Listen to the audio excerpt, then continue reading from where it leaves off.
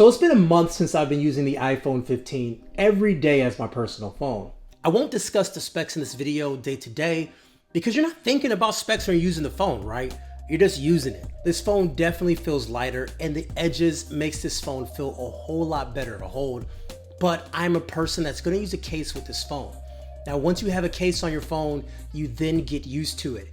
And it feels like the 14 Pro Max at that point. It's not a bad thing, it's just the weight, people make such a big deal about it, and after a while, you just get used to it. The bezels are also thinner around this phone, which is something you'll notice when watching videos, and it helps modernize the look of this phone as well. If you're expecting a dramatically different experience with this phone compared to the 14 Pro Max, then you won't feel the difference in most things you do, but when you run into those things, like the A17 Pro for gaming, or even rendering a video, or using that 5X camera, and then you go, wow, like that was a better experience. The action button wasn't something I was super excited about because I'm pretty much gonna leave it how it was, where it's the notification slider. So right now it's still as the notification slider, but with the ability to add shortcuts, I'm sure I will eventually find a really unique way of using it. One fun thing I did with shortcuts was actually had it to order me my favorite drink from Starbucks near my house.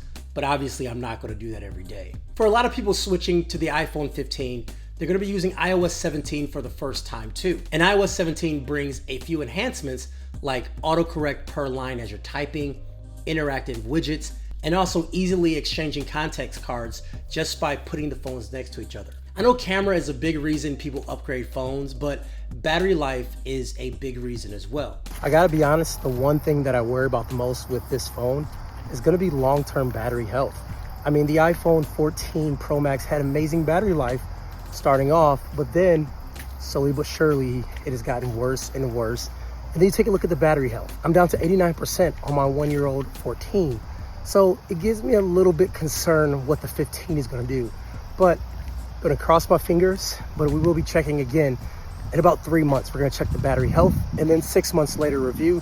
So make sure you are subscribed for those things. Let's talk about today's sponsor, RhinoShield. For the iPhone 15 and 14, they have some amazing customizable and ultra protective cases. Now, what I love about their cases is that their magnet is 2 times stronger than Apple's magnet. I use MagSafe power bricks and put on the back of the phone. I mean, this thing is stuck on here because this magnet is so strong. Beyond them being good looking, all these cases provide 11 feet of drop protection. And if you install the screen protector, you then get 360 coverage on your device. I love clear cases, but they start to turn yellow over time.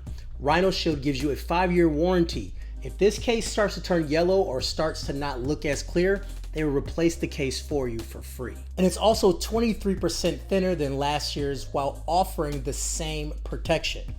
The solid suit case has rounded edges and a slightly curved back for the best grip yet. And then my favorite, the Mod NX, which has an interchangeable backplate design. You can easily switch it up to match your mood.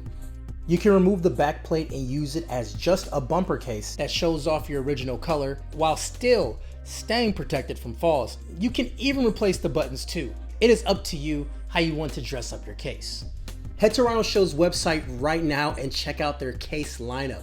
Even if you're not buying a new phone, they still have a large selection of cases, and also for the AirPods and Apple Watch. Use my link Kevin10 for 10% off your next purchase. If you're expecting a camera that will change everything you know about mobile photography, then no, you won't see that.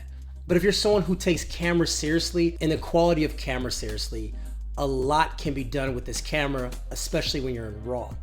Now take a look at this image, and now when I put it into an application that allows for full manipulation, you can see how much control I have over this image. With a regular image, you don't have the same dynamic range and freedom to make these changes. This is pro level stuff here. And I'm not saying throw away your Canons or your Sonys, but I'm saying that this camera can really fill in a pinch if you don't have those tools, and you can really make some stunning imagery. Also with video, you can now shoot in log, and this gives creatives the flexibility to color the footage better, and it no longer looks like cell phone footage. It actually looks like it's on par with professional cameras at times. For me, these changes alone, this has made this camera so much more worth it.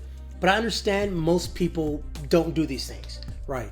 You're just clicking and shooting, and you still will get the same feeling out of the images, but at a much higher resolution, allowing for more details in images when doing things like cropping, zooming in, and all those things. But most people who are going to be using the Pro Max, they would at least use that 5x zoom.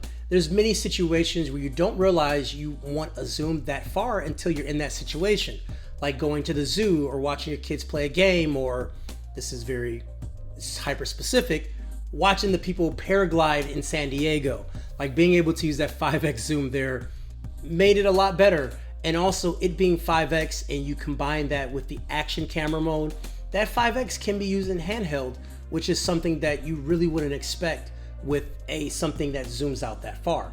I couldn't imagine walking around with my camera with a 120mm lens and just walking and shooting. Like, you need to have some stabilization, and the iPhone built in has good enough stabilization to make it work handheld. And then I talked about the A17 Pro a little bit earlier, and it's still really early to talk about it, but playing Resident Evil on the phone as like a tech demo to see what you could get out of it, man, it is console-like gaming. Like, I really mean that. Like, you know, maybe not PS5 console, but maybe like a PS4. I mean, it looks really good, super responsive, and on this display with HDR and 2000 nits, this thing is fantastic. I'm so excited to see what gaming comes out of this phone.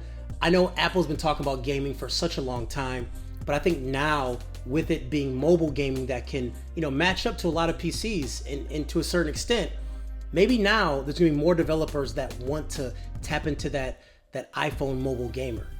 Who knows, but I am excited for that. And that is something powered by the newest chip on the Pro. So as I said before, it's only been a month with this phone.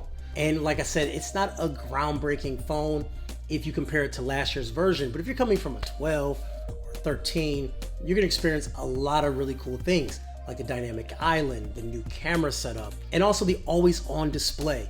Those are some features that are gonna change the game for over 75% of iPhone users, because majority of the iPhones that are out there are not 14s and 15s.